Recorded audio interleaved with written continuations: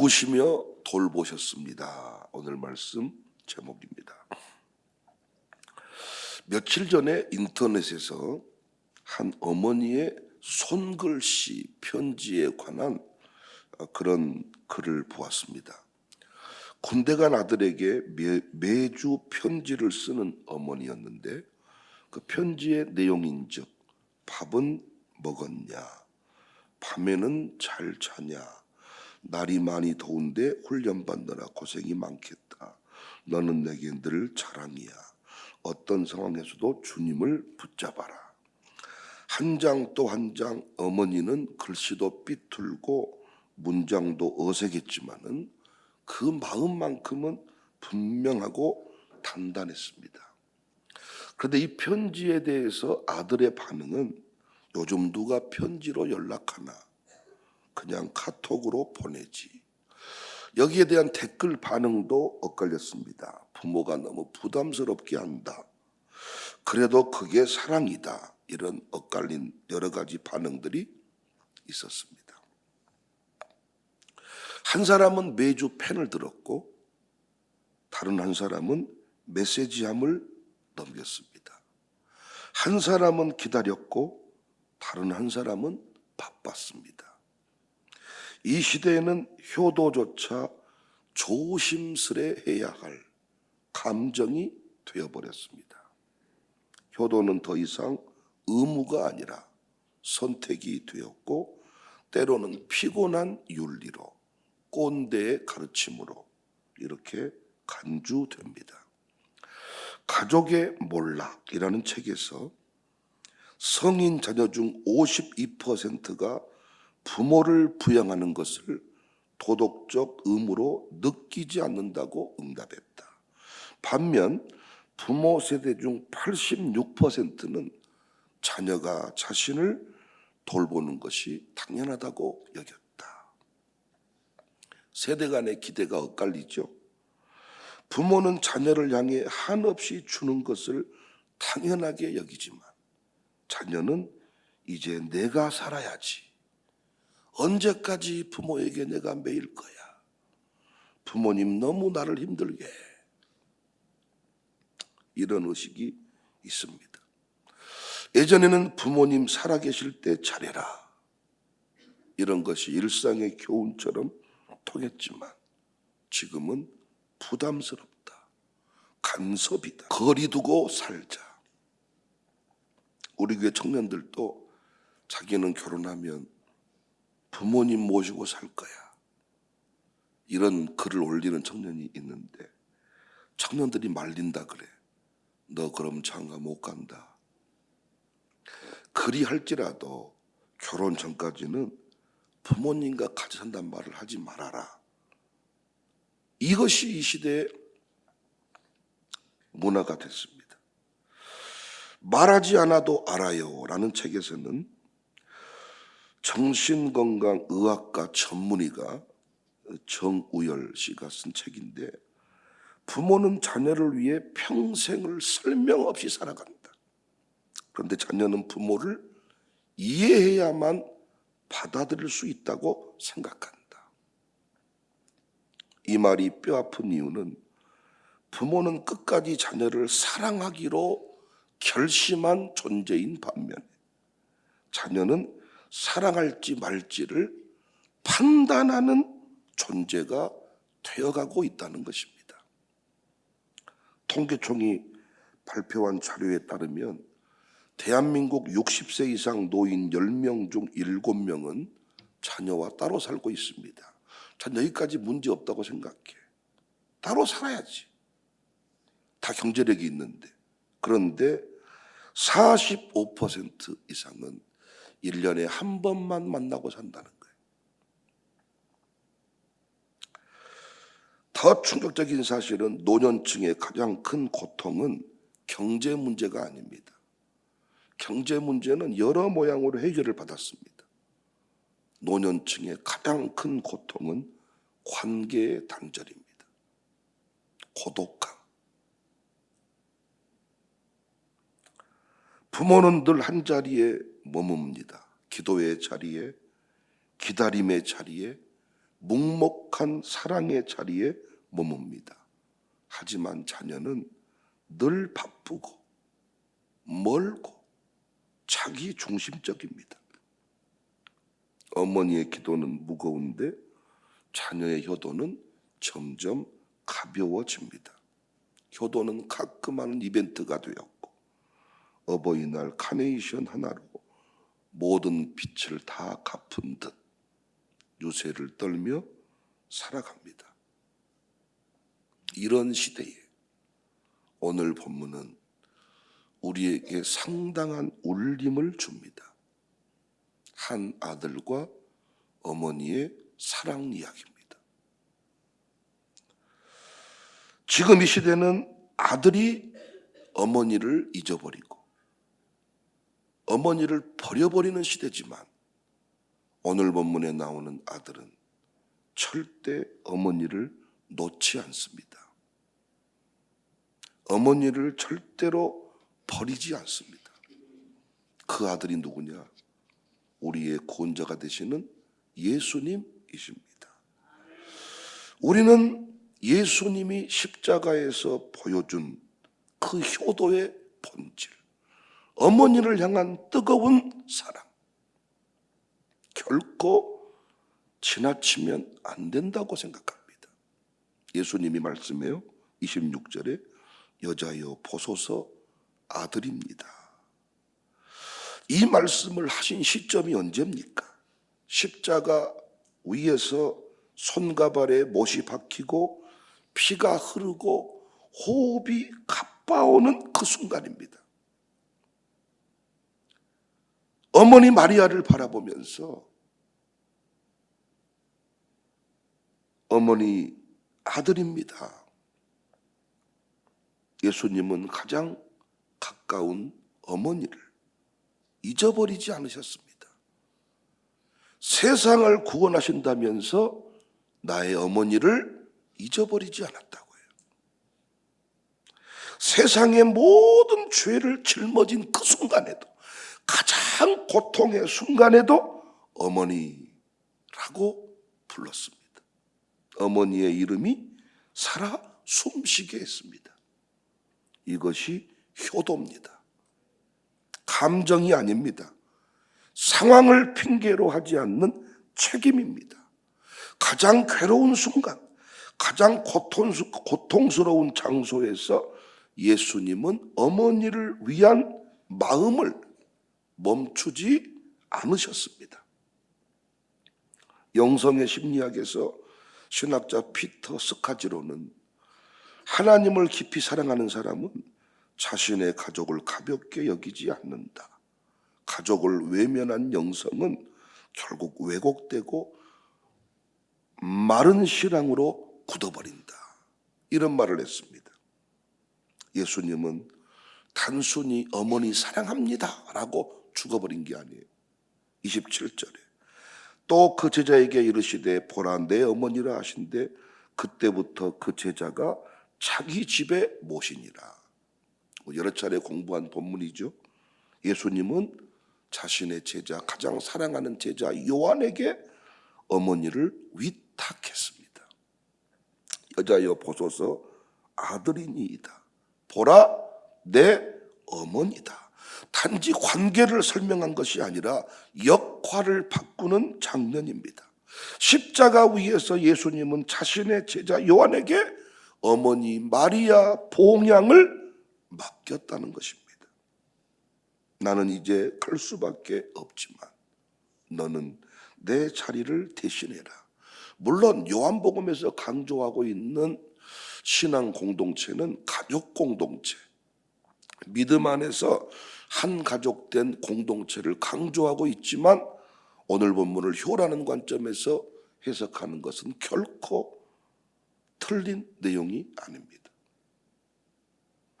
효도란 정서적 동의가 아니라 실제적 행동 배정. 그래서 심리학자 게리 체프먼은 사랑의 5가지 언어에서 이런 말을 합니다. 사랑은 말이 아니라 표현이다. 그것이 선물일 수도 있고 시간일 수도 있고 손길일 수도 있다. 그러나 반드시 행동으로 나타나야 진짜 사랑이다. 부모님께 효도하는 것도 말로만, 감정으로만, 눈물로만이 아닙니다. 반드시 그 사랑은 표현돼야 됩니다. 선물로, 시간으로, 따뜻한 손길로. 예수님의 효도는 그분이 더 이상 어머니 곁에 있을 수 없기에 가장 사랑하는 제자에게 어머니를 맡기는 책임 있는 사랑의 표현이었습니다. 10계명 중 5번째 계명은 어제 주일 대예배 때 공부했습니다. 출애굽기 20장 12절에 내 부모를 공경하라. 그리하면 내 하나님 여호와가 내게 준 땅에서 내 생명이 길리라. 이게 단순히 인간적인 도덕 교훈이 아님을 공부했지요. 사도 바울은 이 부분을 에베소 6장 2절에 약속 있는 첫 계명이다. 단순한 도덕적 가르침이 아니라 하나님의 언약의 역사가, 신앙의 역사가 공경을 통하여, 순종을 통하여 흘러간다. 사람은 원래 연결되어 있을 때 충만해지는 법인데 이 시대에 다 이 고리가 끊어져 있다는 거죠. 그래도 우리 교회는 1대, 2대, 3대가 연결되어 있습니다, 지금. 그런데 마귀는 이 원리를 알기 때문에 어떻게든 잘라내려고 합니다. 어떻게든 우리 아들, 딸들을 우리 곁에서 떠나게 하려고 합니다. 그래서 우리가 정신을 차려야 됩니다. 현대 교회 안에서 효에 대한 가르침이 줄어들어요. 공경에 대한 것이 줄어들다 보니까 애들이 왕이 됐어요. 니들 편한 대로 해라 그러면 애가 새벽에 운다고? 그래 그러면 나오지 말아라. 이렇게 애들을 중심에 두고 살다 보니까 신앙 전수가 막혀버린 겁니다. 공경과 순종을 통하여 언약이 흘러가고 신앙이 흘러가고 이게 선악과의 법과 같은 거예요. 연결되어 있습니다. 붙어 있습니다. 관계 안에서 복음이 뿌리를 내리고 꽃을 피웁니다. 복음은 부모를 배제하지 않습니다. 주의 일을 핑계로 한다고 부모님 보살피지 않는 것은 범죄입니다. 예수님의 이 한마디, 어머니 이 한마디, 사랑하는 요한아, 이제부터 너의 어머니다. 요한은 이후에 마리아를 모셨고 교회 역사는 그를 마리아의 보호자로 기억하고 있습니다. 어떤 목사님은 해외에 나가서 살 수밖에 없었대요. 장남인데. 근데 결국은 부모님을 못 모셨잖아요. 장남으로서. 그래서 동생한테 부모님을 부탁하고 해외에 가셨고 대신 부모님이 장남에게 물려준 유산을 부모님을 돌아가실 때까지 봉양하는 동생에게 다 넘겨주었다 하더라고요. 진짜 효자 아닙니까? 저는 이 시대에 우리 미국도 못 가고 외국 나가서도 못 살고 서울서도 못 살고 다 어디서 부모님 곁에서 부모님 못 살아야 된다 그 얘기를 하는 게 아닙니다. 끝까지 부모님을 봉양하는 책임이 여러분과 저에게 있다는 거예요. 때로는 그분이 내 장인일 수 있고 장모일 수 있고 그분이 내 시어머니일 수 있고 시아버지일 수 있는데 우리에게 그 봉양의 책임이 죽으시며 돌보셨던 그 예수님의 그 영성이 오늘을 사는 우리에게도 여전히 필요하다는 것입니다. 그런데 우리는 이걸 잘 배우지 못한 것 같습니다.